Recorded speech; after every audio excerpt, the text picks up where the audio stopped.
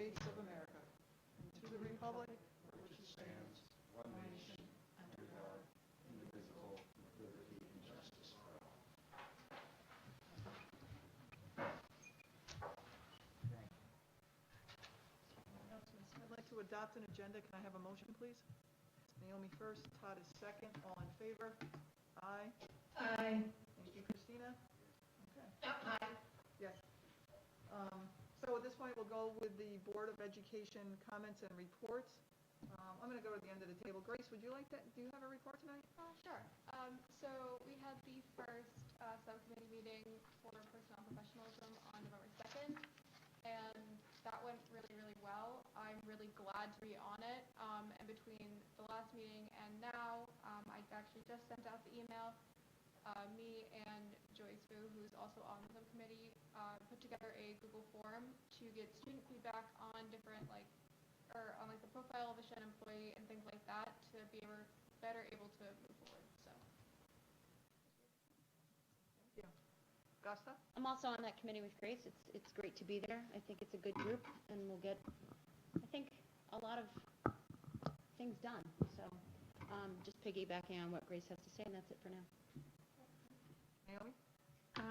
So there have been a couple of partnerships. I wanted to specifically first mention Arenda and Chatacon with those teams because I learned from both that there was a teacher survey sent out, and the results were actually shared in the Chatacon partnership meeting that are going to be used. I know that Dr. Wood has seen the results from this as far as used for planning going forward. You know, it's getting feedback how CVL is working and also in person at the elementary level and challenges that teachers face. So the other thing I wanted to do, I wanted to try to do things a little bit differently. I want to talk about the Equity, Inclusivity, and Diversity Committee and how it's some things that are being done in the other committees that I'm on. But first I wanted to say that our last meeting was, the last subcommittee was on, that I serve on is called the Organizational Subcommittee, and that was on October 22nd. Its charge is to establish social protocols, cultural relevance, and provisions of a platform for honest discourse. So there's 3 committees hard at work. They're all going to come back on November 18th to provide updates to the larger committee. Last week was NISBA, as all of our bags are evidence of. There was an overall theme, I felt, one being the equity, inclusivity, diversity, but also social emotional. We had some great keynote speakers. I attended the social emotional, equity, inclusivity, and data security. Those were generally the themes I looked for. What was really nice this year, I thought was better than past years, and this is, you know, there's always silver linings, always downsides to these COVID remote experiences, but what was really nice is that you could, if you jumped in the stream, it gave, if you jumped in a little bit later, like with the Broadway show, it did hang on a little bit longer so that you didn't miss the ending, whereas in the live performances, you know, it's over, it's over. The other thing that I really liked is the keynote speaker notes. And so you could go into a meeting, you could grab those notes, you didn't have to sit through that meeting. So it allowed you to experience more, and I thought that was really nice. But I have to highlight another presentation that was done by Dr. Robinson and Dr. Wood. I thought it was really well done. I attended that. It was on equity practices within our district, and I want to thank you both for doing an outstanding job of sharing the progress that we've made in this district on that front. Earlier today, just a short while ago, also Dr. Wood, we attended the second of a 3-part series on bridging racial equity. This was presented by Natalie McGee. She's a great presenter. You know, you walk away and you have so much to that, you know, so much more work that needs to be done. This, like I said, this is the second of 3. The last one is next month. Also, I just wanted to highlight with partnership what's being done. So they're working on a podcast specific to social emotional learning, where they're interviewing also teachers and students. That's supposed to go out this month, and the next month will be one that it was more along the lines of equity. The plan, at least as of right now, is to share highlights from the day of dialogue. Also, there was that same later that day, there was the PTSA, and I was asked to share more of what's being done in the district specific to that committee, and so I just wanted to share that it's an opportunity to share out to a larger group, because these PTSA meetings or just PTA meetings are getting a lot more participants, it's just so easy to jump into a hangout. You're home at night, jump in. And so we're getting a lot more feedback, and it's really a nice experience. It's another way to connect without the masks, so I really like it. DIDIC, that meeting was on November 3rd. We heard back on how remote learning is going, how it relates to technology and specifically bandwidth. So for example, our 6 through 12, during a typical day with kids on, it's only tapping 50% of our bandwidth, which is really impressive. I did not know that we were positioned so well for something like this. The committee also discussed digital equity survey that actually, you should see it by now. It just went out through a SIS message. And what that is, New York State Department needs information to better serve students, families, educators, and is asking for this information specific to internet access. And so this survey is capturing that. Today is the deadline, so go home and do it at midnight tonight, so you still have a chance to complete that survey. It's not that long, and it's gonna be used for future planning. As I shared with you, Deanna, earlier, I did want to share something later in the specific to the code of conduct, and I'll do that during the latter part of our meeting. Yep. But thank you. Yep. Perfect. Thank you, Naomi. Todd? So I actually do have a comment for a change. I wanted to share a really nice story on my Changle Partnership team. So we had a partnership meeting a couple weeks ago. Todd, can you just check to make sure that your mic is, Kelly, your mic isn't working. Todd? Bob's, is your work? This, I'll just switch.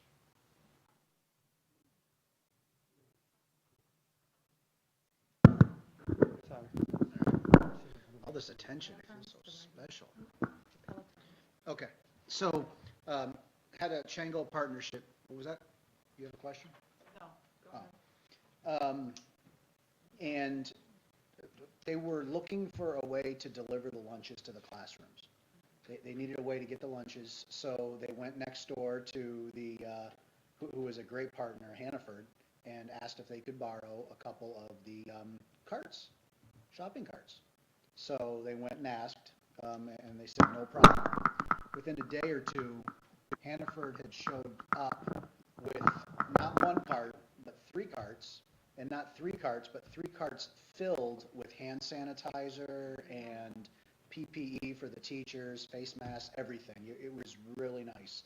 Totally blew their mind. A couple days later, Hannaford shows up again with 3 checks for $2,500 apiece as a donation for the school for safety, and so they're using it to buy some additional whiteboards and some materials so they can do the distance learning. And it was just, it just was a nice story. It really was. All they wanted was to borrow a cart, and the community, you know, they reached out, and Hannaford just did such a great job. They're a great partner. They always have been. The money, you know, just because it was just, they had the money set aside for something that they needed, for something in the community, and this was the perfect opportunity. And so the school's going to be able to do some really great things to do better learning for distance learning with the kids that are not in school. So I just thought that was a really nice story to share. So, all right. Thank you, Todd. You're welcome, Deanna. Thank you. Can you hear me? I think so. Okay. So I attended the NYSBA convention, came away with some understandings on where we have a lot of gaps in the state for education that can be applied to us. In some cases, the presentations addressed where the gaps were. And I'm not evaluating whether someone had a fix or not, but it was just compelling that there's a lot of gaps. The first one I saw was a district that talked about how this diversity is not working well for them. There are districts in the state that are completely out to whack where, you know, if you put a pie chart up and you define it by people's background and in terms of race, in terms of how they view the world versus their teachers, they're completely way off, 90 to 10 either way. And that to me was a very rude awakening that we have districts in the state going through that. Ours, I think we've addressed quite a few things, and I think we're on the way to very much continuing to address things. But I think within other districts, not nearly as in the shape that we are. The next thing I saw was a great discussion on foundation aid, okay, and that's where we also have gaps. If you look at that, we're always $2 billion away from where we need to be in the state. So the money isn't there. Even prior to COVID, the money is not coming in to support this court ruling from, I think, 2000, 2008 that said, 2007, 2008 that said, this is what you need to do as a state to bring financial equity to our student population. So to me, that's where the dollars align to where some districts are. And then I went to something different, but I thought it was very helpful for us as a board to understand. There was a presentation run by the superintendent's group on how superintendents work and what their background is. I think you're very familiar with what I think NIACS does this. But I think that's worth every board member's attention to look at, because we don't often understand what the superintendent does or how their view of the world is, and the strengths we have and the ways to improve. So that is definitely worth your attention. And then I went to probably my favorite presentation, and I would like to say it was the Shen presentation, but this actually came from districts, in 2 districts in Long Island. And it was Oceanside and Uniondale. And this is where I saw the greatest potential.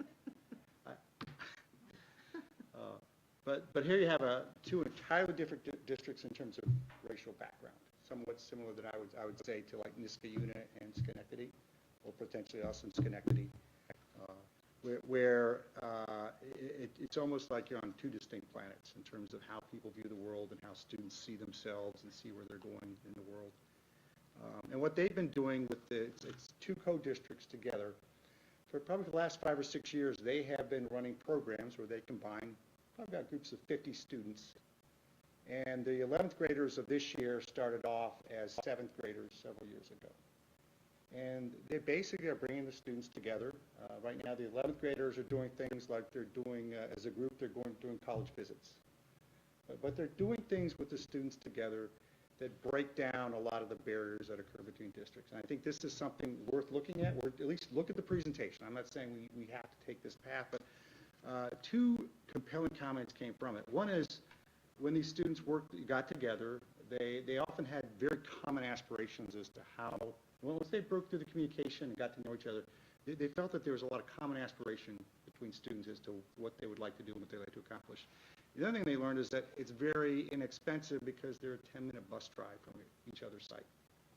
So, you've got districts that are entirely different, just separated by a 10-minute bus ride in the state. And there's got to be some way to fix that. I think they have a great example of how to do things.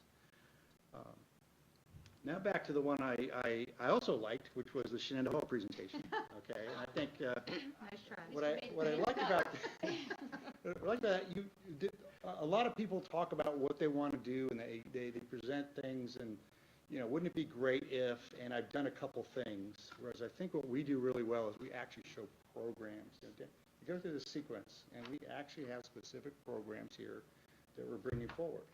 And I think that's one of our strengths, and you bring it up, we budget to programs. We're going to talk about a budget for next year, and we're going to be aligning things up that we think will get the most benefit to our students. And I think that's something that really shines. So thanks for putting that together, both Dr. Robinson and Dr. Wood. Last presentation, and this one was also very compelling. It brought back quite a few memories of where we were around 2014, 2015, when we brought forward and carried out a significant change to our policy regarding transgender students.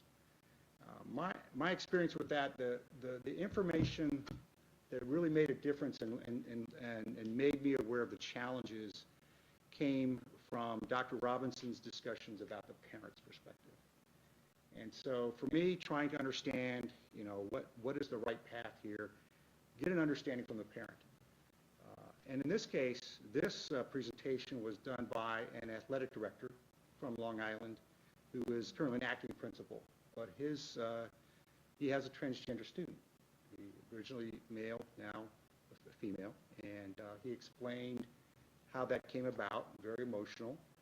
And he explained what he's doing in the school itself, in their high school.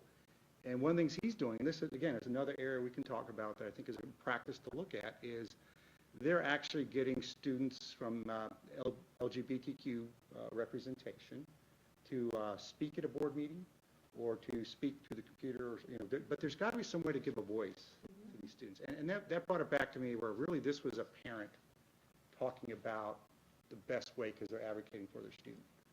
So all these things came together. I thought, like you, it was a great set of presentations. I look forward to circulating and maybe passing on where you can look at them as well. But I think that the way NISBA is running things, I thought it was a very well-run session, so thank you very much. That's all.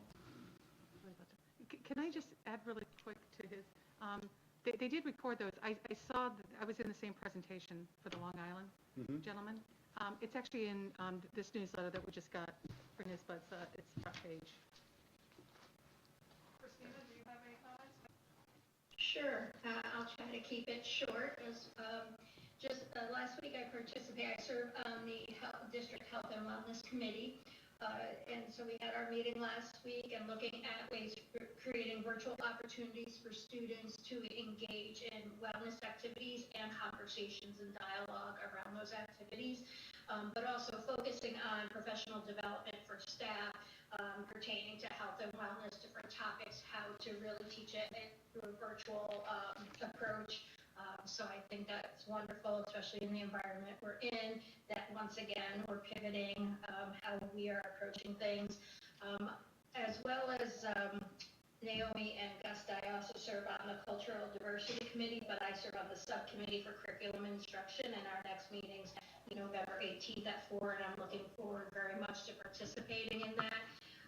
Just to share that personally, I've been participating actually through my career, through my employer, various webinars, conversations, community conversations around diversity, equity, and that's some of the groups I put that on is groups like In Our Own Voices, as well as the Pride Center, Albany, things like that. So I'm trying to also keep on top of all that so I can contribute a lot more to the committee from some of those experiences. So trying to broaden horizons that way.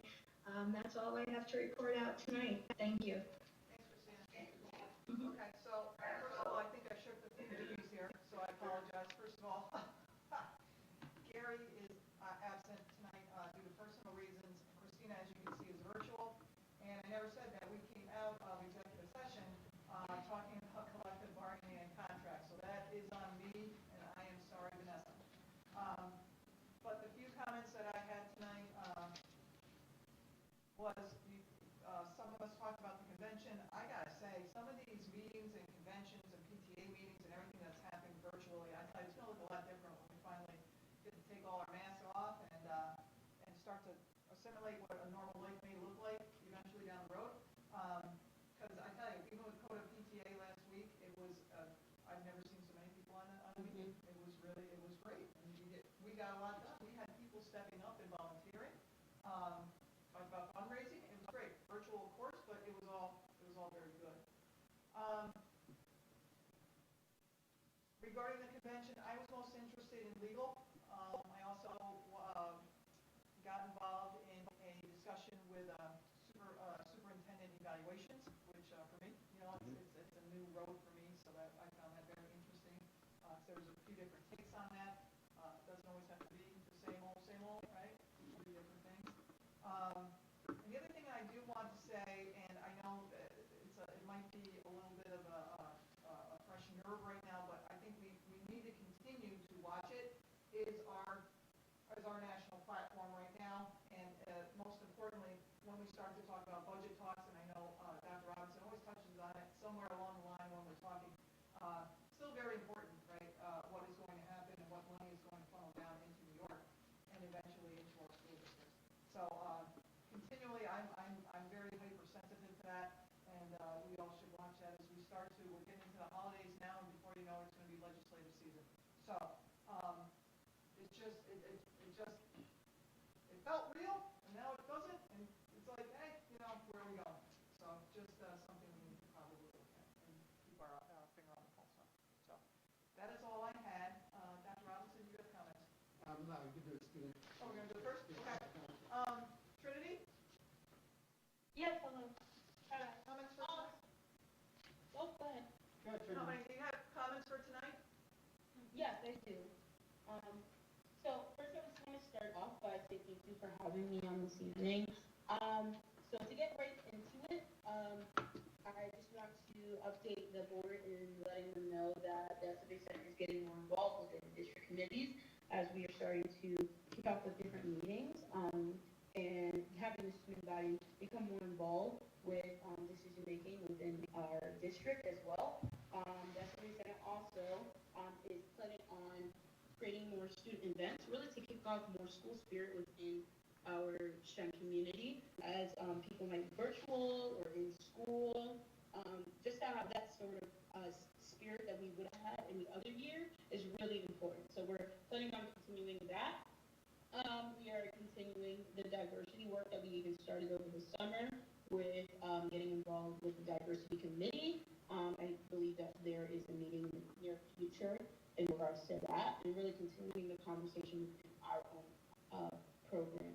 So the next point I would like to make is, as an officer team, the SBA Senate, Jack Kelly, Joyce Blue, and the other officers that are part of the team, we're talking about necessarily having the Board of Education members that is appointed by the Senate, having their term necessarily change. And as an officer team, we like to propose that idea. Instead of having the term from September to January, we're wondering if we could possibly flip that and do September to September. So a position like Grace Perna, which is appointed by the SBA Senate, would have a term change of September to September, just so it's a little bit easier for the planning of the SBA Senate as well as the planning of different students. So that's one thing that we would like to propose. That can become a conversation during this meeting, or additionally between emails, or we can have a meeting outside of this meeting, whatever you guys see fit. But that's one major point that I wanted to bring up. And moving forward, additionally, there will become more proposals that the SBA Senate is going to work to make, as we might not be having a lot of events, but we want to make sure that we're still creating a major impact and different change within our own district. And lastly, the officer team and the whole Senate body would just like to thank all of the board members for their continued communication through these times and perseverance to make our school better. So thank you.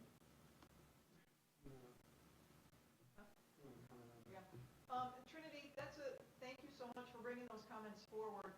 I think that discussion that you asked for the board representative, I think that will take place outside of this meeting. Okay. We will okay. Yeah, Bill Robinson and I will have that conversation. Yeah. Okay, so should I email and I'll reach out, Trinity, I'll reach out to you and Jeff? the advisor, what's Mrs. Mrs. Conley. So we can coordinate a meeting and have board leadership as a part of that meeting. So I'll try to see if I can coordinate something for the coming week and have Grace as a part of that too. Because the discussion originated, the structure originated with the board, and we want to make sure that everybody's in the same conversation point. So I'll reach out and try to coordinate something for next week based upon how the schedule allows. So when we come back to the next board business meeting in December, we can have a direction in terms of what we're doing. Okay, perfect, thank you. Thanks, Trinity. So, do we have any more students? Okay. So for residents, this is an opportunity for the public to address the Board of Education. Because this meeting is being held with limited in-person attendance, if you are a district resident, please send questions, comments via boe@shenschools.org. All questions, comments come into the Office of Public Information Officer and are shared with the board and the superintendent. The board will not address specific questions, comments, but ask for your name and address in the event follow-up is necessary. Policy questions, concerns are typically addressed by the board president. Operational questions, concerns are typically addressed by the superintendent and or designee. I didn't get anything, email-wise or anything via email. So we have nothing to report on tonight. Dr. Robinson, do you have comments? Sure. So just a few things. Let me just move this to make sure we're loud enough. Just some quick follow-up. It's not necessarily an entire board comment, but it was a board member mentioned that I thought would be a good update to the board related to hopefully Friday bulletin. I'm going to send the board some comments, information related to where we are with the college process. I know Mrs. Miller's on the CAC committee, and they just met, I think yesterday, correct? This morning. Oh, I think that was this morning. Yeah, the CSC, the Council Advisory Committee. So I'm going to send the board something Friday about it because a question was asked, and so I just want to make sure I can circle back with that piece as well. So hopefully I have the information to share on Friday. Before I should actually backed up. This is week 9. So it's kind of astonishing, right? Dr. Wood and I were having a conversation today, and she was like, "Yeah, it's like week 6." And I was like, "Maybe it's 7." And we were like, both says, "No, it's 9."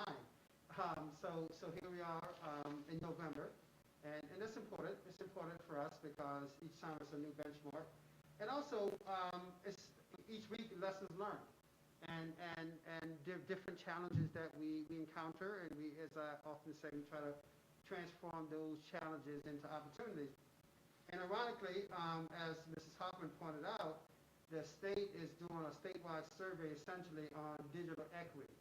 And it's focused, recognizing that right now, it doesn't matter COVID, and I would think after COVID, the virtual access is going to still be a very prominent part of delivery of services, be it education or otherwise, because, say for instance, if you take the health industry, they're not going to just automatically move away from telemedicine because of this. It just changes how people deliver services.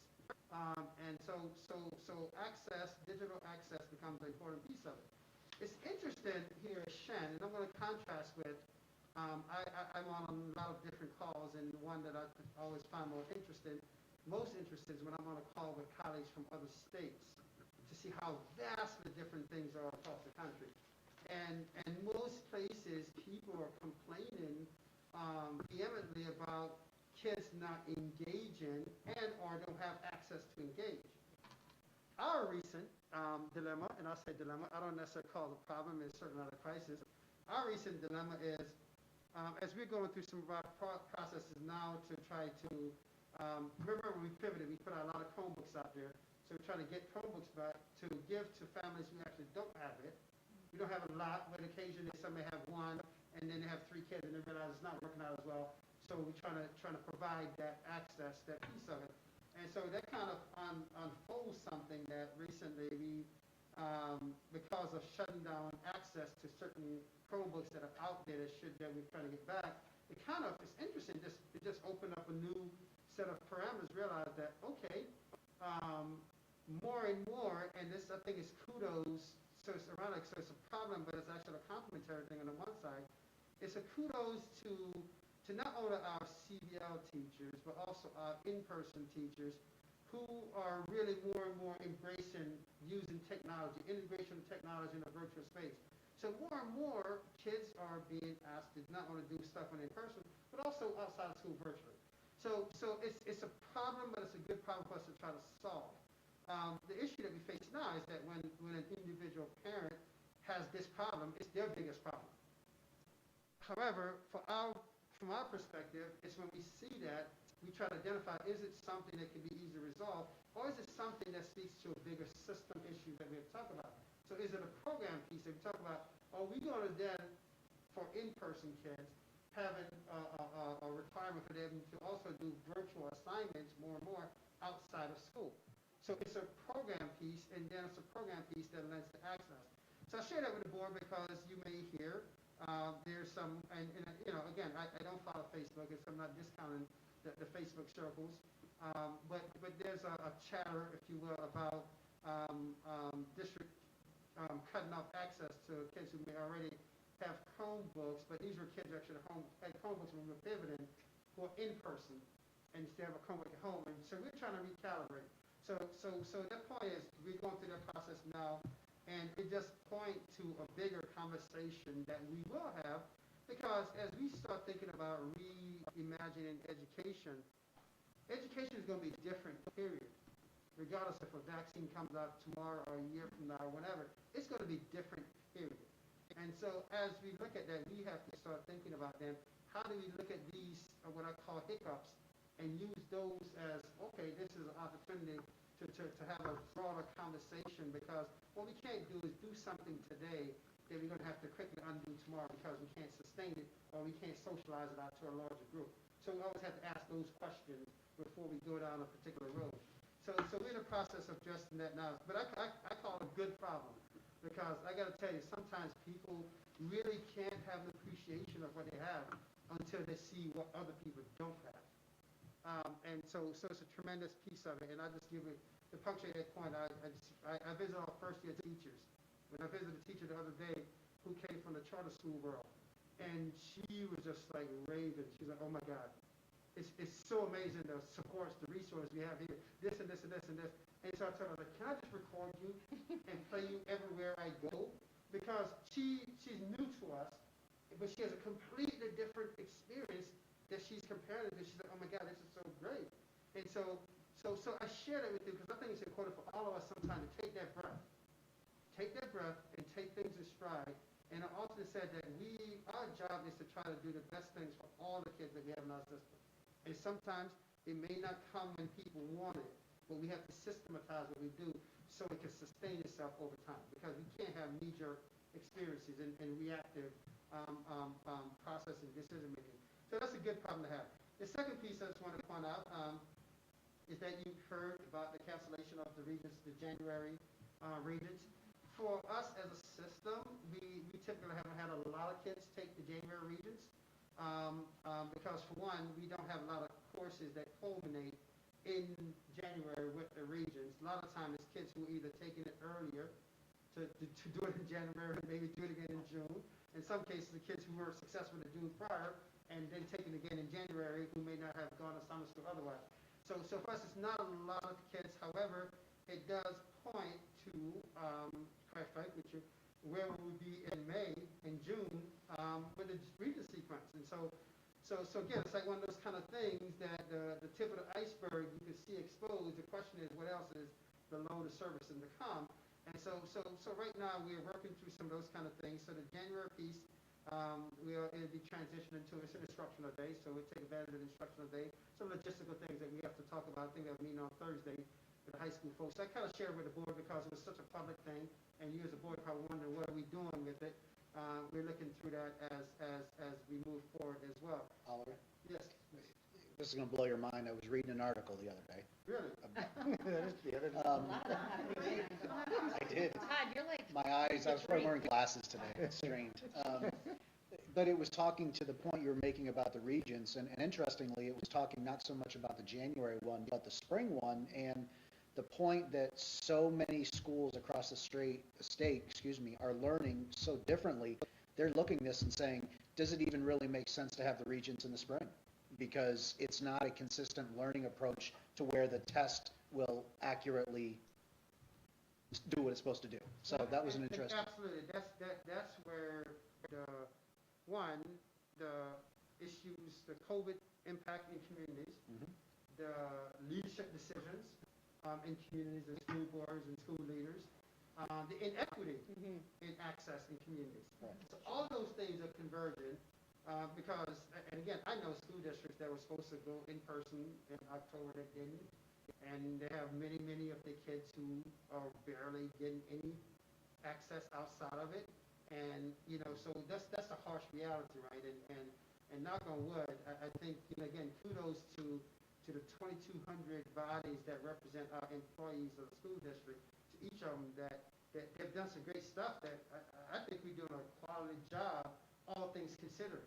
But it's not the same experience that we had in prior years. It's a quality job, and kids are having a quality experience. And certainly, I think Grace here, as a young person, our system can vouch to that is still focused on that piece of it, but it's so uneven to say that we're going to do that. I think it'd be a disservice to even some kids, even our system, much less across the system.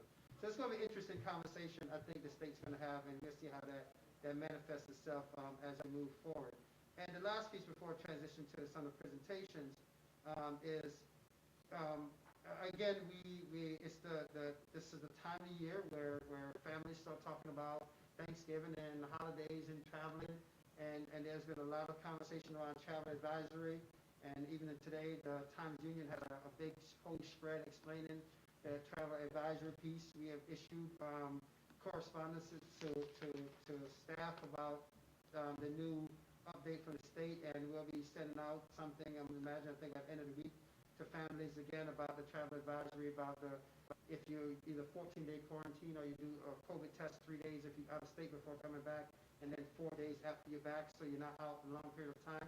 And it's something that I think most people, when I say most people, most staff are cognizant of, because, one, I don't think people want to find themselves coming back and not being able to go to work for 14 days and having to use personal time or vacation time. In some cases, they may not even have the time to use. And so I think people are trying to be very responsible. But I think it'd be irresponsible if I didn't, again, ask people to make sure that the holiday season doesn't turn into a season of sorrow, as I started to hear that's like a term that's being used now, because people relax their guards when they're around family members, and when they're around family members who they haven't seen, they come from different places. So again, I just want to ask people, enjoy your families, but just be safe when you're doing it, and certainly with the university system shutting down, with more and more kids going to be home for a long period of time, that's going to create another dilemma for families too, when you think about, like my household. In 2 weeks, I'm going to have all 3 of my kids back. So much for being an empty nester. All 3 of them will be back for an extended period of time, because similarly, they won't be going back to school till after, one son, till after the new year. So that's just another dynamic that we're dealing with as a system, because, clearly we want kids to be safe, we want staff to be safe, and we want our community to be safe. So I just wanted to kind of put it out there again that as people plan ahead, plan safety as a part of your planning process. And I think if we do that, we'll be okay, and we'll get through the harshness of winter as we move forward. And then the last point is there's a lot of chatter about sports in New York, and we have received a lot of correspondence from you asking what does that mean. There was some initial confusion, people thinking that all winter sport was going to be canceled, but it was only the high-risk ones that they haven't made a decision on yet. High-risk meaning basketball, wrestling, volleyball. The 3 that right now, football, wrestling, and basketball. I said volleyball. Volleyball, you're safe. You're safe right now, volleyball. So there's some conversations surrounding that, and again, kudos to Mr. Coleman and the coaches, all the coaches. People are taking it in stride, and they're trying to keep kids connected and those kind of things. But we recognize that for some young people who are looking at these as scholarship options and opportunities, those things becoming challenging. And on a highlight note, tomorrow, which is Veterans Day, so kudos and thank you to all those who serve that the day represent and celebrates. We will also be using the day to do our national letter of signing, which we had a problem, and here's our problem. We initially only had 1 session, but because we had so many kids signing, now we had to have 2 sessions. So Mr. Coleman was apologizing. He said, hey, I'm sorry, man, we need to do 2 sessions, but that's a good problem. If you're telling me that we didn't have any kids, now we have a problem. So I share that with you because I think people need to like Mr. Gilbert, people need to hear that good news. Mm-hmm. That good things are happening to young people and for young people, and we need to embrace and celebrate those things, and not necessarily perseverate on that one little thing that makes you whatever. At the end of the day, we're a system of almost 10,000 kids, and every day we're trying to figure out how do we best service all those kids. And some people probably say, yeah, Robinson, you always say that, whatever, but at the end of the day, the proof is in the pudding. Year after year after year after year, our kids leave the confines, the walls of Shen, and go out in the world and do great things. And so the proof is in the pudding. That's our objective. That's our focus. And that doesn't change. COVID, not COVID or otherwise, the North Star always remain the same. So I want to punctuate that point to say that we hear the concerns of people, and sometimes people may not be satisfied with the immediate response, but people have to always come back. We're going to come back. How do we systematize a solution that benefits to the entire level rise, and not just some, while some, we can't have convenient sacrifices, or we can't have that. We can't sacrifice one for the other. We always try to figure out how do we put structures in place so all kids thrive and benefit with our system. So we're working on some of those things as we move forward. So again, just want to appreciate that piece of it. So we have a quick update. I'm going to transition, ask Mrs. Chase to come. As the board knows, we've been working on several capital projects, and I thought it was a good time.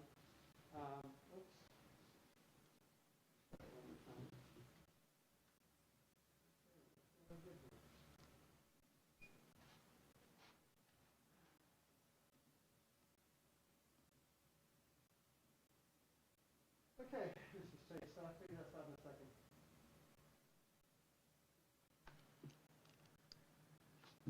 Click on the title. On the title where, Oh, click on that hyperlink. yeah. Yeah. Click on the title, copy of. But yeah, it's good to have smart people around you. Mm-hmm. So, let me do this, guy.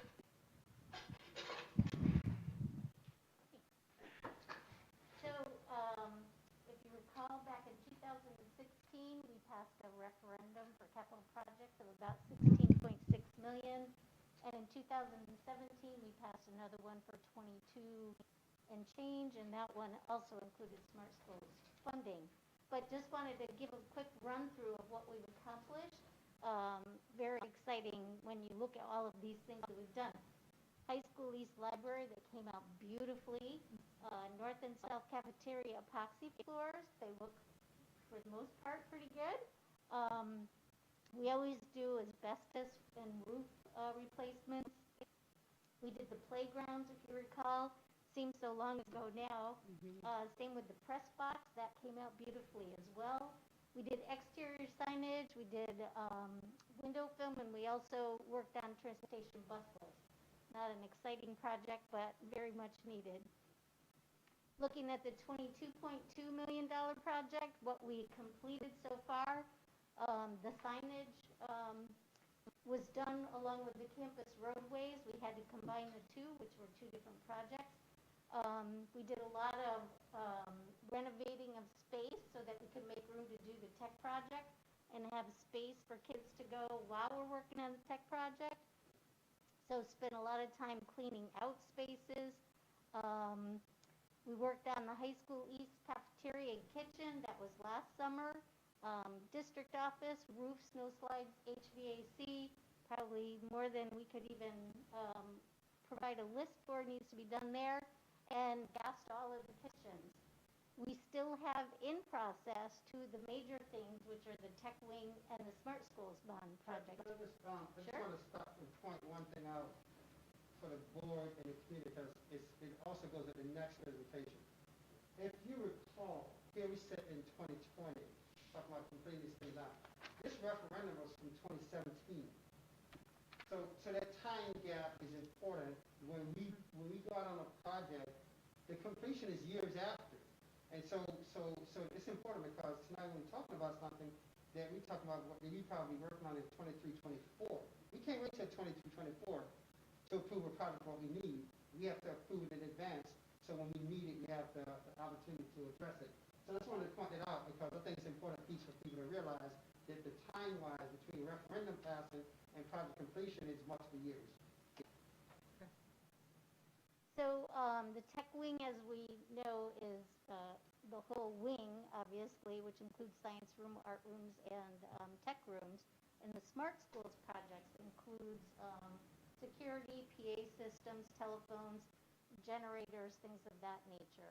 So they're all in process. You know, COVID probably slowed us down a bit, but a picture is worth 1,000 words, and these pictures are awesome. I have so many of them. I probably could have tripled So the this is size tech of this. wing? These are all tech wing, you know, at certain points in the process. Probably the last time we took a little tour, and there's even some that shows even more work that's been done since. Science rooms that have been done in the second level. Same thing here. You can see the work is really coming along. Some of it's beautiful. New lighting. New doors in the gym. Science rooms. Signage. I'm sure there's lots of pictures of signage, but that really came out awesome. These are the bus lifts at transportation. I don't think people have a sense of what that includes. This is behind High School I East. thought that was a new superintendent's bathroom. Behind High School East. High School East vestibule, how nicely that came out in the end. We painted feature walls in High School East, which came out awesome as well, thanks to Barb and her folks. And the Guana Courtyard was a huge project this summer, not part of the referendum really, but took a lot of time. And the tree removals, safeguarding the roofs, which was huge because we were starting to get a lot of roof damage. And the tech wing, is it still on par? I know that there was initial talk about it December possibly. Right now, yes, still on schedule. Oh, wow, okay. Yes, we hope, right? Yeah. So thank you. Thank you. Just to transition back again, another project that I just wanted to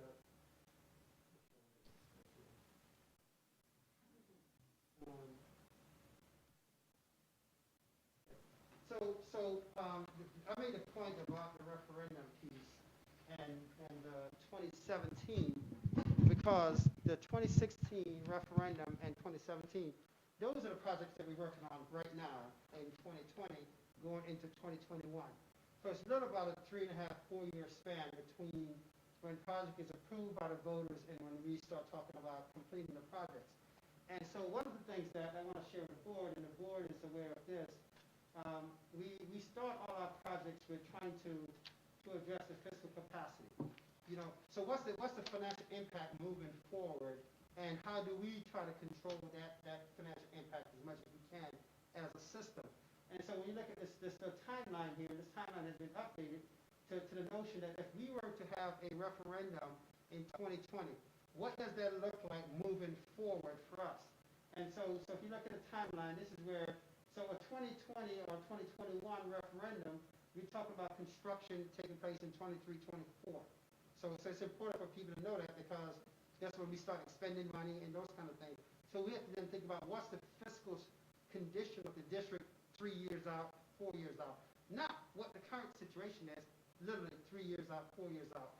So when we look at that piece of, we start thinking about, you know, what's the different debt from past projects that we have outstanding, and then what's the bottom line? And so if you see here, we've been very strategic about when we bring debt on, and so the best example, again, I've used in the past, is your mortgage payment, right? Or car payment, for example. You pay off one car, then it gives you the ability to say, if I bring another car on board, other than insurance, my payment schedule is the same, and plus I have another additional vehicle, particularly with families with kids. That's always, at least hopefully that's the calculus people are doing and not having 4 car payments at the same time. So for us, we look at this debt model and saying that, you know, we could bring a project on board, and by the time we start paying for the project, our debt service would be significantly less. So that impact on taxpayers become negligible, if zero at all, on taxpayers as we move forward. So that's the model, if you will, that we use when we think about financing projects as we move forward. So I think it's important because we have a couple different potential resolutions in the future that we need to think about based upon things that we know now that we need to address in the future, 2025, 2030. And so people say, well, it's only 2020. Well, we weren't about, well, we have to, because as I said, things that we're going to be building 4 years from now, we need to pass a resolution today so we can address those things. Any questions on that before I transition out of this slide? A quick question. So when we have a referendum to vote on something, let's say 26.5 million, are we also getting some of that back from the state? I'm going to show you that in a second. Okay. Great question. I think Mr. Preston was trying to look ahead here. So great question. And so if you look at this, this is just a one-page overview. So the last time, remember last year, we spoke about a referendum, and then everything went COVID, and we dropped it. So last time, the number was 21 or 23.5. That number is adjusted because some additional things we have added to that equation. So back to your point now.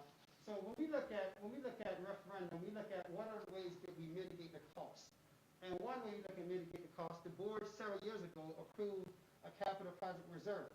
And so we have funded that reserve, and so the notion that if we do this referendum, we'll use about 2.5 million from that reserve to offset the cost. And when I say offset the cost, it's the difference between what's state aidable, the reimbursement, and then the local responsibility piece of it, so to speak. So that's what we offset the cost. And so right now, our state aid reimbursement for capital projects is about 67%. So in other words, for every dollar we spend, we get about 6 to 7 cents back.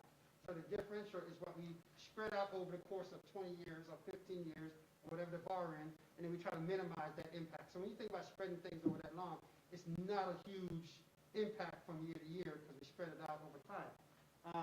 So the second piece of it is then also looking at the decline in debt load, as I said before, the previous slide, that allows us from a budget perspective, adding a project doesn't cost the budget to go up. The budget is flatlined, and the budget in some cases for that debt service line is still going to be reducing even with a project coming on board, because we look at the debt load, how when debt matures, so to speak, or when you stop paying, when you pay off your car or pay off your college loan, whatever those big payments are, it gives you some financial flexibility to do some other things that you may want to do. And then the fourth piece of it, there's some components of this project that at least last year and a half ago, when we were looking at it, had some potential for some energy savings dollars. Hopefully some of those funds will still be out there to address some of those things. And I'll give you some example. We changed the lights in parking lots and along the roadways, the energy efficiency light, and we got some reimbursement back because of the energy efficiency aspect of those kind of things. And I'm going to point out one of those that we're looking to get some things back. So the goal is that if we pass a project now, if we're ambitious, we might be able to start some of the work in the summer of 22-23 school year. So it's actually more in the 23 calendar year, because summer is the end of that sequence of the school year.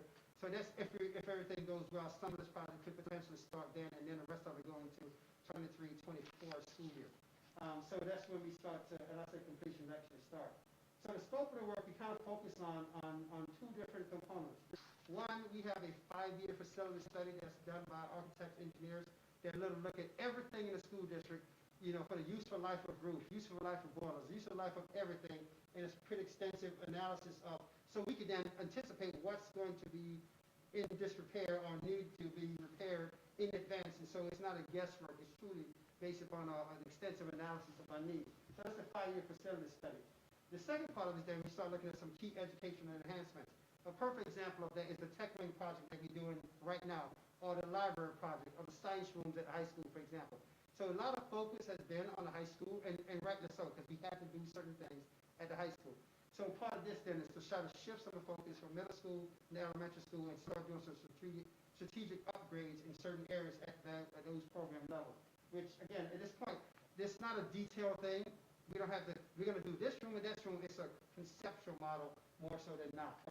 So up this 26.5, we're looking at about 9.8. Again, it's estimate. It's me. It's me estimating, and it's a big difference between when people start analyzing versus estimating. So it's a classroom modernization and then at elementary level. I got to check on this because I think we may have already started addressing this from outside project. High school west lighting is something that we need to address, because if you go in high school west, even when the lights are on, you think the lights aren't on. So something we need to address, because it's a place that's used, well, pre-COVID, it was used quite often for many, many things. So we need to address that. Gym floors is a big issue. We have original gym floors in many of our gyms, and we have sent them down to the point now where the folks who come in and say, guess what?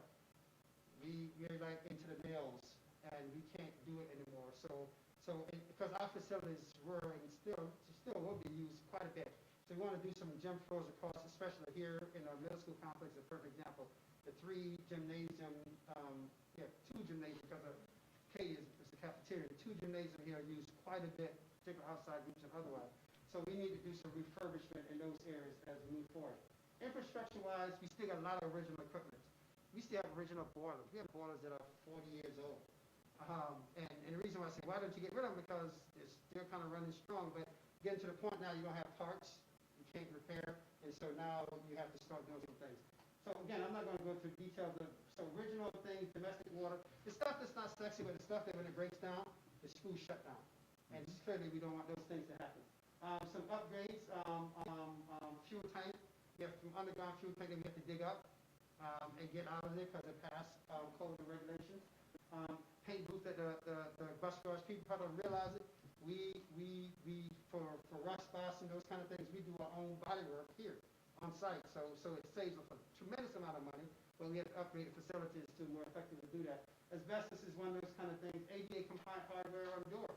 Anytime we touch a space, we have to change the hardware in terms of, so walking out this space, we can no longer have turn locks. It has to be where people can push the bar and get out of the space. Just a simple example of that. And we have tons and tons and tons of doors across the district that we have to bring up to code under that sequence. So that becomes a big piece of energy efficiency. is a big piece of it. So the beauty of technology is wonderful, but guess what technology requires? Everybody's plugging in somewhere, and all of a sudden we realized that in some cases we didn't have the infrastructure, not enough plugs, literally, spaces to plug in, much less the energy capacity to do some of the things that we're doing. So energy capacity is a big thing. Again, LED efficiency, we're going to look at. Windows. This is probably our biggest Achilles heel. A lot of these windows, the seals are just degraded, and so, and you'll see it sometimes when you have snow on the ground and the wind starts blowing, all of a sudden you say, how did the snow get inside? Yeah, we have some of those situations, and I'm sure people have them in the houses that you have that drafted thing that you put around the thing around it in the wintertime because you get that nasty draft that comes in your house. Think about that. We have that 1,000 folds across the district. So it's a huge energy piece of it that we're trying to mitigate. So that's where we hope some dollars will come in to help do some of those kind of things because of the energy efficiency piece as well. So we want to look at some of those kind of things district-wide. Same thing with the masonry work, things that you just have to do. Site work, the turf and the track is right now is at what was predicted to be at the useful life sequence of it. So add 3 years to that. When we start getting to this, we'll be beyond the useful life of it, and we don't want to get to a place that we have to dig up the entire infrastructure to replace it versus digging up surface and replacing surface. There's a big difference between spending millions of dollars on something versus hundreds of thousands of dollars on something. So we want to try to make sure we're not at that point where it's so degraded that we have to dig up everything to do some things. So we want to do those kind of things. At the same time, we want to look at some possibilities. Do we even want to look at turf in other areas? Just a wishful thinking thought out there as well. That's the last one. District-wide drains is an issue always for us. And one of the pictures that Mrs. Chase showed about up here, ironically, the Gowanna courtyard, as they were trying to do some renovation, they realized that one of the drain pipes that was supposed to go underground was filled with basically dirt from 100 years or whatever, how long old ground, 60 years of being there. And so every time we had rain, instead of the water coming to the drain and running out, it was backing up. And so that's why we had a lot of flooding, particularly in these buildings where we had heavy downfall because the water couldn't go anywhere. And so that was a huge, if you saw the one picture with the guy with a big pipe, that was a perfect example of one of those that you discovered like 8 feet down is your problem. And so we look at drains across the district all the time because of the simple age of when these pipes put in 50, 60 years ago, and what's the condition of those things as we move forward. So not a lot of sexy stuff, but stuff we have to do as we move forward. And safety and security is always the one, and this is where we added some additional dollars, because as we went through the process to upgrade for ventilation for COVID, we spent a lot of money on MERV 13 filters and all these kind of things, and then we saw areas that we had to retrofit to fit different filters, and at the same time we started recognizing that yes, we have systems that are working now, but the question is, what do those systems look like 3 years from now? And so ventilation is a big one, and Kathy, Mrs. Chase alluded to it. The district office is a perfect example. The district office was once a CDPHP medical center, and they cut it up into, so with HV, another perfect example, Kelly and I have this debate. When Kelly's cold in her office, I'm hot in mine because of how the systems are run, and vice versa. And so this is the example of that. So how do we do that to reconcile ventilation in an entire building with many, many people, and it becomes a major task? Just give you one example. But we have those kind of things that we always monitoring and making adjustments all the while. So the notion of this is to try to propose a referendum some point in there, and I just want to talk about the timeline brief, and I'll be off, Mrs. Stevenson, if you don't mind. So the timeline is this is our detailed timeline. This is kind of all the stuff that we have to do behind the scenes. But I share this with the board because if the board make a decision some point in December, there's a lot of things that we have to do to prepare for May. So it's not one of those things that someone say, well, why are you doing it so early? There's a ton of logistics, ton of paper, ton of processing with the state education department otherwise that we have to do to get to that point to have May. So I just kind of share this out there so you got an appreciation of all the stuff that happens behind the scenes and then what happens after the referendum before we go to the point of actually pursuing construction. So let me stop there, see if any thoughts, questions that the board may have. I have a question. With the seeker, is that for the fuel tank, or is there another reason? It's for everything. You have to do that no matter what. Okay. Is there anything special that's going to be needed for that fuel tank? Because usually, Let's go this way. Let's hope not. okay. I have a slightly different experience when it comes No, to that's fuel what I'm tanks, saying. so. No, I mean, it's very stringent requirements that we have Yes. to follow. So we hope that we just have to follow the existing requirements because everything is nice once we dig it up. Okay, and the goal is to be voted on at the May, during the May piece. budget vote? Yeah. Okay. And just for some context, just to put a, for people to say, well, no, we're not the only one. And if you read around, I mean, we have several of our neighboring districts that are doing significantly more project money-wise. And so it's not about us, our size of our project versus this size of our project. The point is that systems have to always be forward-thinking. Mhm. And we can't sit here knowing that in 2-3 years, we're going to have things that we're going to have to address and we didn't plan for. Because that's one, it becomes something we don't have access and use for, and two, it's going to become even that much more costly to address something when it's in disrepair versus something we try to address and moderate before we get to that point. So the timeline is there, and you can certainly look at it. So our goal is we'll start having some conversations to turn that conceptual chart, so to speak, into a little bit more details, flesh it out a little bit. So I had some conversation with architects and trying to get this whole thing rolling to a point where we have enough details for a referendum piece. We did some legwork because we started having this conversation a year and a half ago, and then everything kind of paused, and so we have some legwork that we can build on as we move forward. So if 2021 is like 2020, where we actually had our vote in June, is that going to make it more difficult, or is that something you can sort of work through? Well, so let's play this way. At this point, we would have to figure out how we're going to work through it. And we hope that we would have more advance notice when our vote's going to be than this last time around, that we can actually get the right publication out to folks and understanding it. So part of this, too, is having this public conversation about it, so it's not a surprise comment. It's something that we need to do, and there's nothing about this, some people are criticizing, but there's nothing about this that's flashy and superficial. It's practical stuff that we're going to do because we need to do it, and enhancements that's going to enhance the education experience with kids. Period. It's nothing fancy about it. It's just straightforward, just make the situation better and move forward. So appreciate that. More to come and that as well. So let me just transition back. Mrs. Carmen isn't here tonight, so it's first reading on policies. So if there are questions that board member has. Can I digress for a second before we go into action items? I just want to explain to the community that is listening. So before, when everybody heard me or you didn't hear me, Dr. Robinson, when you're speaking, maybe I'm going to ask you to explain something in a second, you take your mask off to explain it. That we have public comments. This is a public meeting where normally we would have had people here if we weren't in this COVID experience that we have now, and we would have residents come up if they had comments and do that. Right now, what we do, and what I've read tonight is that the community can send in emails to the board members, to the superintendent, to whatever, and we will discuss those comments. And if there's actionable items, we'll talk about that and comment. The superintendent, if it's operational, will comment. If it's something that's community related, board president, myself, would comment back to that resident. So I just want to be clear on that is how that goes for these public meetings. We also have study sessions where we don't have public comments that come out. Dr. Robinson, I would ask that at this point, if you could briefly overview that. I think you talked about Chromebooks before. Could you briefly overview that comment that you had before? So the Chromebook dilemma comes from, we have some students, well, when we pivoted in March, students who didn't have a Chromebook, we provide a Chromebook to.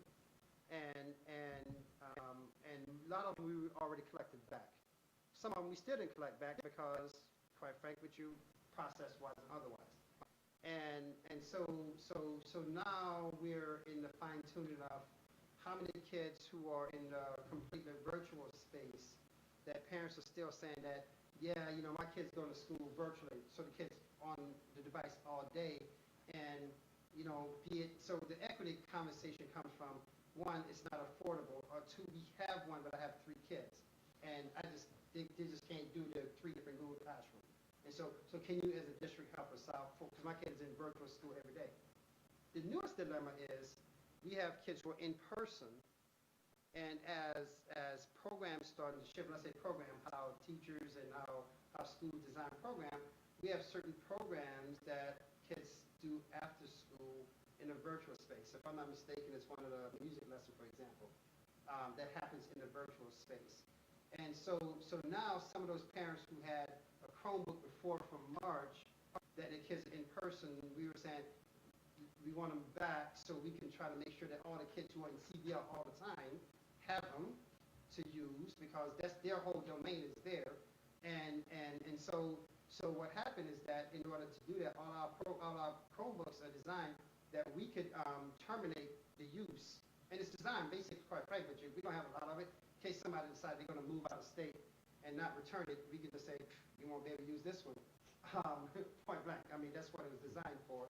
And so what happened now is some of those parents whose kids are in person and saying, well, my kid has a Chromebook in school that they're using, and I also have a Chromebook at home that we had from before. Why can't I just keep this one? And it's a legitimate question.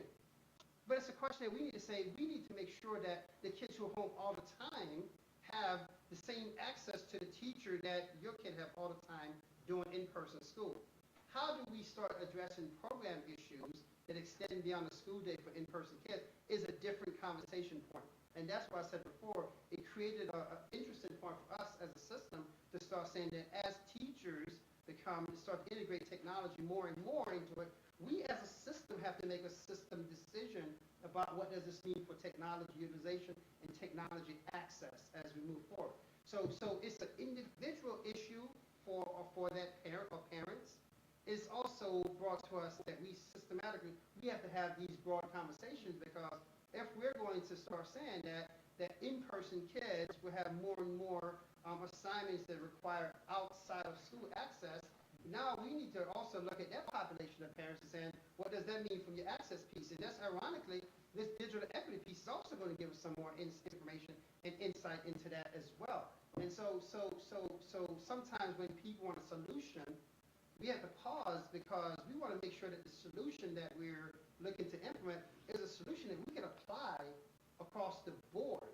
And so I think that's where the rub always occurs, right? Because I understand the parents saying, well, my kid always has it. But understand that. But we may have kids that actually need that more than an hour and a half that your kid may have to use it. That kid may need it for 5 or 6 hours in a day, and how do we address that piece of it? So the equity conversation becomes an interesting one, because it's equity from whose lens becomes a point of conversation.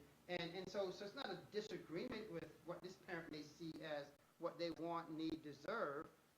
And also from a system perspective, we have to say, how do we best accommodate the kids? And programmatically, if we as a district design programmatically that we're going to have more integration virtual for all kids, what does that mean implication-wise moving forward? Which then ties right into our budget conversations, because if you remember, 4 years ago, I think, we went 1-to-1, 6-8 first, and then 9-12. That was over 4 years, it was over 2.5 year progression that we did that.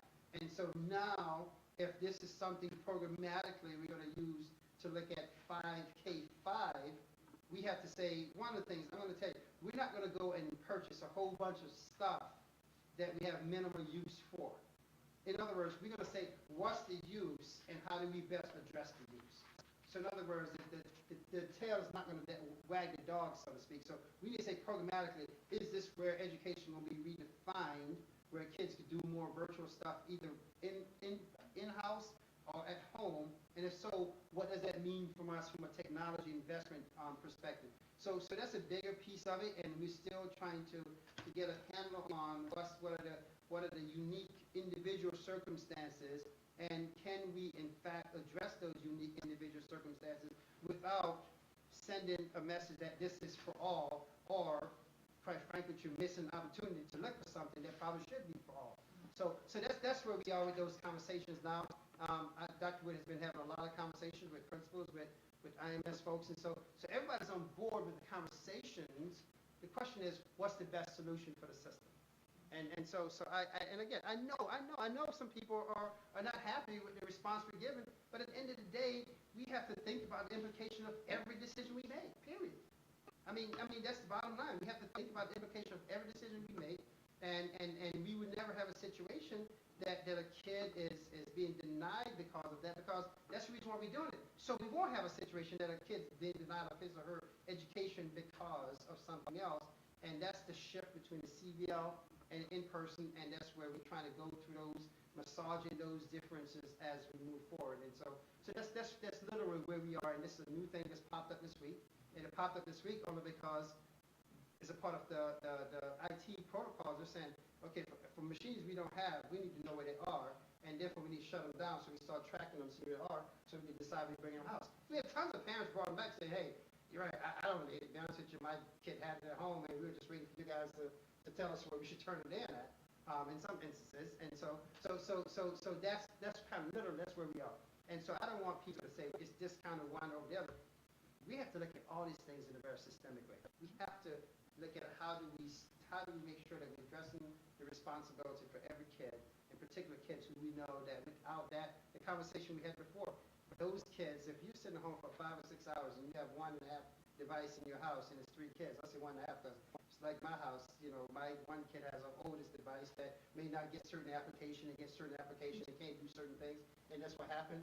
And we can't have that. At the end of the day, especially if we have people who, quite frankly, who have access much more so and using this device for a fraction of the time in relationship. So it's not an easy decision for anyone, but we're trying to do it in a responsible thing in this equation. So that's all we're trying to do. So for parents who are concerned, I respect the concern, and I hope they can also respect the fact that at the end of the day, we're still trying to figure out how do we do this and provide a quality experience for every kid, period.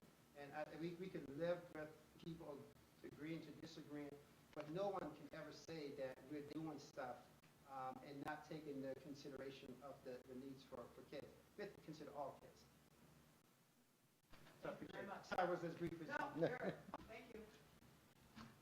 So, as I said, Mrs. Carmen here, these are first reading policies. We have a couple board members who are on the policy review committee. If there are questions, I'll try to address them, or certainly we have some board members on the committee. So I don't know if there are any questions for the first review, for the policy review. What I could say is that this series is the Student Progress Series, and there were very few changes for 2 reasons. One of them is that several of them were recently reviewed, and the other reason is that they're already in sync with things like the current grading policy or block scheduling. So you're not going to see very many changes in this batch. So, and if there are questions after the fact, please reach out to Mrs. Carmen, and we'll try to make sure we have those things addressed prior to the second reading. And Mr. Presser, there was some time, I don't know if you want to talk about it, Derek. I didn't have an attachment from you, right? Right. I can just speak to it if you want. So just a quick summary of what we did. This was October 31st, after the convention. It was on a Saturday morning. And Mr. DeLallo has been our guy doing this probably since I showed up on the board. So he sort of passed this responsibility, suggested to me, and you thought I should do it, so here's what you got. So the context of this is not a law, this is not a policy. We're basically developing to every district having the opportunity to have a member there. The NYSBA is saying, here's our lobbying position right now. Out of total 700 New York State school districts, only 230 had a representative there that Saturday morning. So we were right at the edge of even having a quorum. And by the end of the meeting around 12 o'clock, we finally lost that last member. We got to 199, and we had to end the meeting. The president at that point didn't have the power to speak. But we got through all except the bottom one. I thought the NYSBA community did a great job on parliamentary procedure to keep it moving, keep everybody informed. Very little room for debate amongst the delegates. I mean, there's no governing factor in terms of time and dollars here, so you do kind of have to watch out for somebody being able to just talk forever. And then they try to keep to limit the amount of debate and amendments put forward. We went in with 3 non-concurs that we disagreed with, and we didn't get very far. We were in a very small minority, about 3 to 4% agreed with us. The rest agreed with what NYSBA had put in the document. So pretty much across the board, whatever the specific subcommittee at NISBA put together pretty much was voted upon to approve. So from my perspective, where this puts us, what do we really want to fight for? What do we want to spend our time on, particularly going into talking to state legislators? I would say, as Mrs. Stevenson mentioned, getting the dollars brought back into education, the pre-COVID dollars brought back in. And even then, that's not really as much that will really help the state because you still have the gap caused by lack of foundation aid. And every year we go in and say we need more foundation aid money, and there's just not enough money there. But now with the new political environment, particularly at the national level, maybe that could change. And I'd say that's something where people really need to look at and say, if you truly want to address not only the COVID situation, but inequities within education, you've got to go further than just letting foundation aid always have a $6 billion gap. Because that's the cost leveling between districts that's needed over several years to get things to where there's a higher level of equity. Other things to move forward on, online instruction, I think that's something we all agreed upon. Almost every school board agreed that was like a 99.9% approval. And also reducing the digital divide. So those are three things that I think are the major things to put in front of legislators this year. At least that's how I'm sort of summarizing it. Fourth thing would be special needs students. So we had two non-concurs where we were, I think, taking a more amenable position versus other districts. Other districts, probably about 98% are saying, they're sort of conveying a message that they're really tired of a special needs situation taking a lot of money, taking a lot of time. They would just rather, have penalties for someone coming forward and saying, I would like to have my situation considered in a different light. I'd like to appeal what a particular district has stated as here's what you got. So I think that's an open area that I think there needs to be some deeper addressing. I would say that's probably better suited for a legislative committee like in the Assembly, where you can have people really spend time on it and figure out the right way.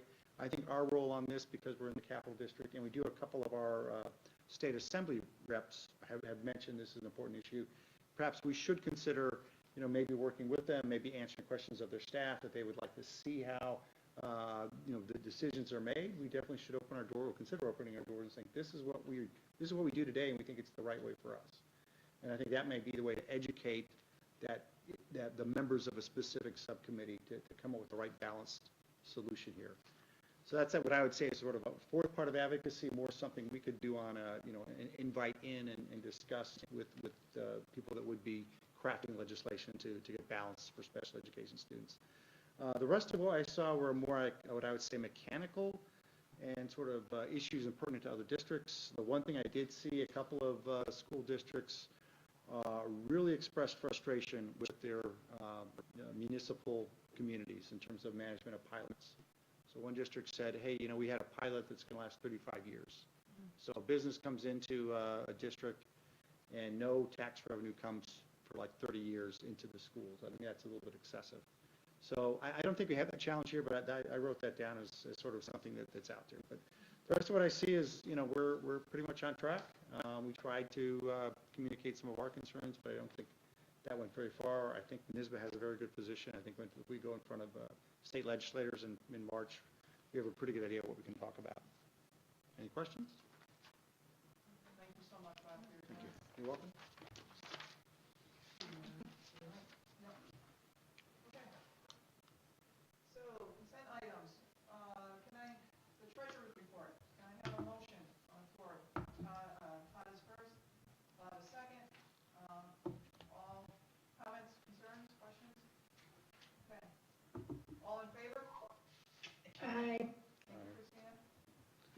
Minutes, October 6th, I think, October 6th, October 20th, I think we all were here. We were virtual. Dan, I was not here on October 20th, so I'll abstain from that one. I missed one too, All right, but I so don't we'll do remember separate. which one. So October 6th, I thought so, okay. you're missing on the 6th? Okay, so let's do them separate. So for October 6th minutes, Todd is first, Todd is second, Naomi second, all in favor?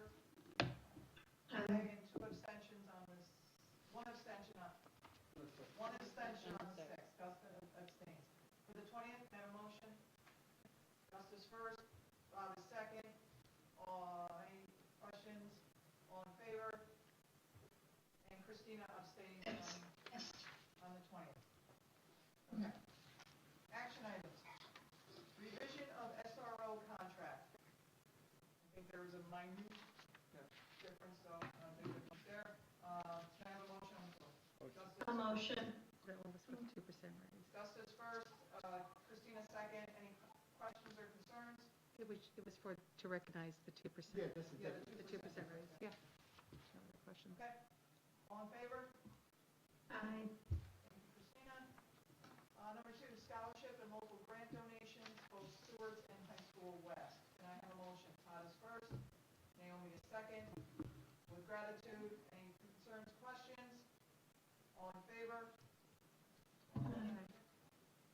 Third, new seller customer agreement contract. Can I get a motion? Justin's first, Bob is second. Any comments, concerns? Just one comment.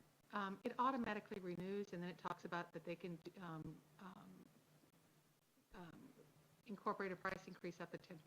So that's something that I just think that we should be careful Yeah, honestly. with. Yeah, For sure. I know it's new, but it said it automatically renews. And, Yeah, if we don't take action on it. right, Yeah, exactly. yeah. Okay.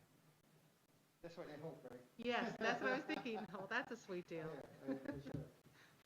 Okay, all in favor? Aye. Aye.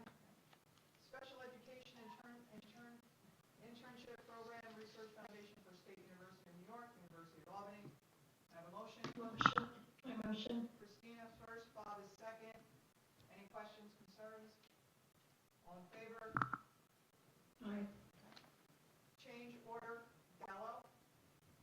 Have a motion? Todd is first, Bob is second. Any concerns or questions? This one's for the floors, right? No, it's This is the multiple things. cafeteria. The cafeteria compound. floors. Clean it up and we'll move on with them and have some other stuff addressed. Okay. All in favor? Aye. Certification of uncollected taxes. Can I have a motion? Todd is first, Bob is second. Any comments? Okay, all in favor? Motion passes. Mrs. Stevenson, at the end of the meeting, this is the form that each board member needs to sign for the uncollected taxes, so we get signatures for people to leave. Okay, Okay. we heard that? Great, thank you. We'll get Christina on the, someone. Yeah, Yep. we'll coordinate. Okay, Mrs. Myla for student acceptance special ed. Good evening. Any questions tonight on the recommendations from the committees on preschool and school-age special education? Welcome. Any motion? Motion. Todd is first, Todd is second. You heard no questions, concerns? All in favor? Thank you, Mrs. Myla. Personnel, Mrs. Bush. Good evening. We have 2 retirements to recognize tonight. Mary Ann Jutton is retiring after 30 years as an elementary classroom aide, and Lori Nagy is retiring after 21 years as a bus driver. Congratulations to them. All right. Can I get a motion? Any comments for Mrs. Bush? Comment for me is just very happy to see Mr. Flint coming back to the district in a day-to-day capacity. I think he will definitely benefit from his experience. So thank you. So I just want to clarify, so people won't get nervous to think that Mr. Flint has come back to replace Mr. Nolan. He's coming to, as an interim, as a district level position at your retirement as we transition. Just want to make sure that people don't start spreading rumors. That's how they get started, at the board table. Okay. Can I get a motion? Gus is first, Todd is second. We have comments. All in favor? Aye. Motion passes. Thank you, Mrs. Bush. Second reading of policies. Is there any questions? Okay, can I get a motion? Bob is first, Naomi is second. All in favor? Aye. Motion passes. Okay. Public comments. Is there any other comments? Public, I don't have any. I have nothing in email, nothing else, so that is that. For the good. There was one correspondence, Ms. Stevenson, I would suggest that you not communicate with the parent directly. It's an ongoing, there's parents about a special education issue. And so he mentioned that if he had some thoughts, some additional thoughts that maybe board members want to hear. So it'd be, I think it's a conversation that maybe you and, I sent you Mrs. Rashad an email literally seconds ago. Oh, okay. Yeah, so you didn't see before, Okay. no, literally, just Okay. seconds ago, it came through to me, and I just relayed it to you. I think it's a conversation with him at some point. Okay. Might be worthwhile having. Okay, thank you.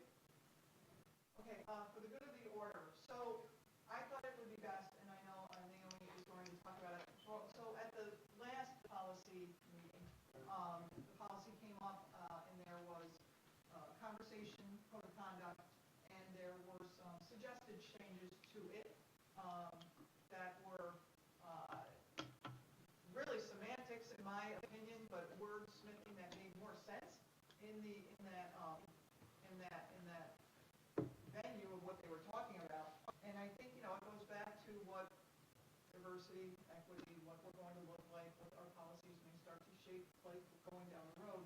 So without giving a lot of detail to this, I think it's important that Naomi shares, the importance of why she made the changes, and also to note that we all agree that this will be a continual conversation around our board table, each one of us individually and as a group, right? You all know that I continue to seek more information on how we can shape the policy regarding when it gets to dress code and code of conduct and what we look like from a student vantage point. We have to be careful, and we want to find the right verbiage that would send a clear message and nothing that can be misconstrued. So I will continue down that road and share my findings with my board colleagues. So Naomi, if you want to Sure. comment at this point. Thank you. Actually, you did an excellent job setting the stage. One thing I wanted to share is that during today's Bridging the Racial Equity Divide, there was something that was shared in that presentation that really resonated, and I also, I did share that with you without actually telling you where my thoughts were coming from or where they originated, but a statement was shared that we must avoid doing something today and not going far enough. So starting something and not finishing it, not doing follow through and for meaningful change. I'm not saying that that's what's happening, but certainly we're doing so many things, and it's easy for some things to be lost. And so this is really just sharing with the public that we are continuing this initiative. It hasn't dropped by the wayside. We still take our responsibility very serious. And so the proposed language to the Code of Conduct started back when we had the conversation when we first approved it back on September 15th.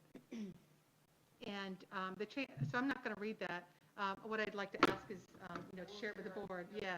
So it has gone to the policy committee, and we're going to discuss it at our December meeting. So that's why you're not seeing it on tonight's first or second reading as well. So I believe that the intent for this change is it's still with the overriding premise of providing a safe environment where there's mutual trust and respect, and it's right up at the top. It's not buried in the dress code. It's right at the top.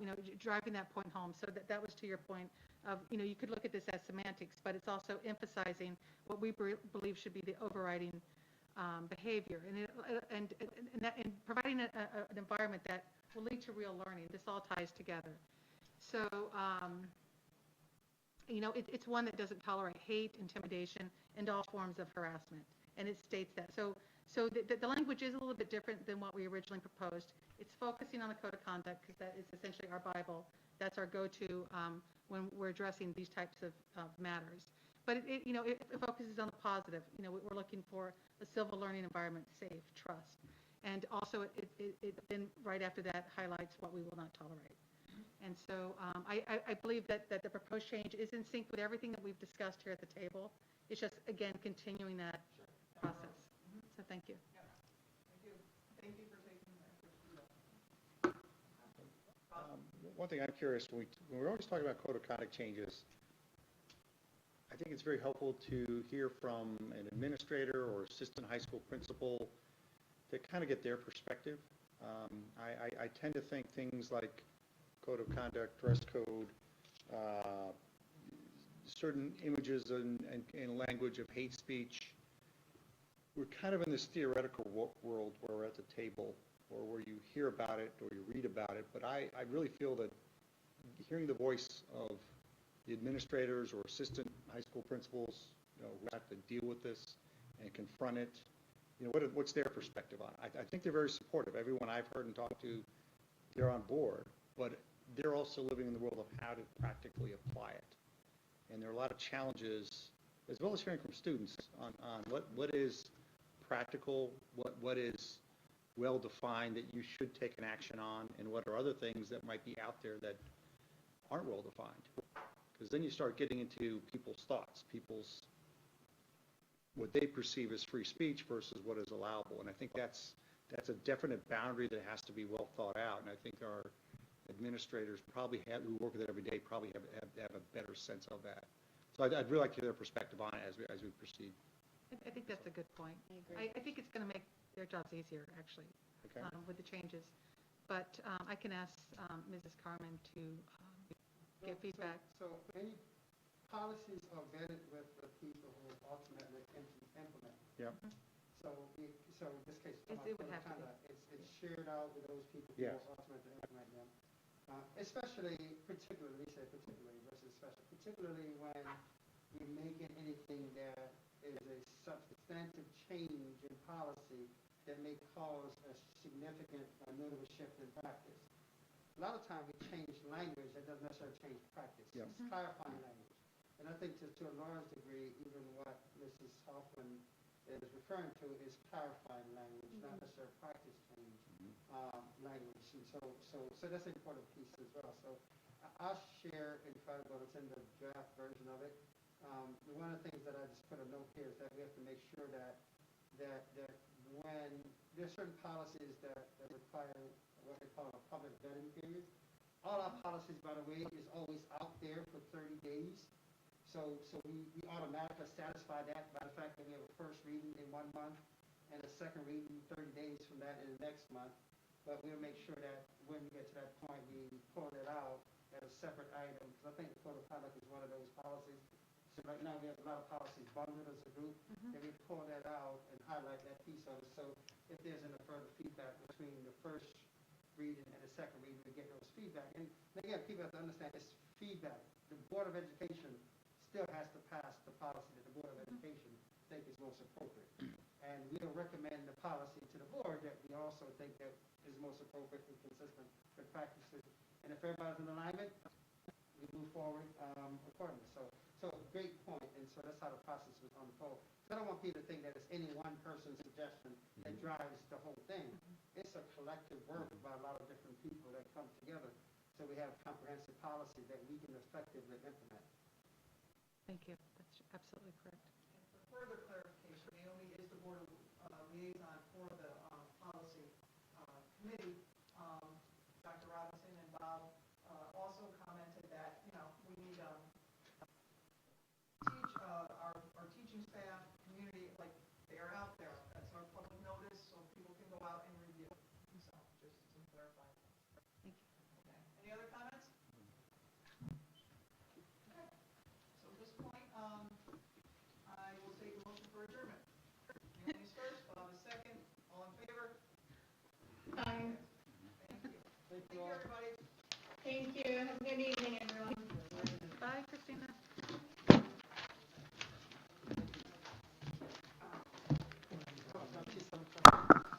Kathy, Do we have to sign? all three of them, all of them have to sign individually. Okay. Oh, so yeah. So you got to sign off 6 of them? Yeah. So you got to sign 6 times, Todd. On it. So if somebody else want to come, Yes, then I can I'll be pass. coming. So this is the first one.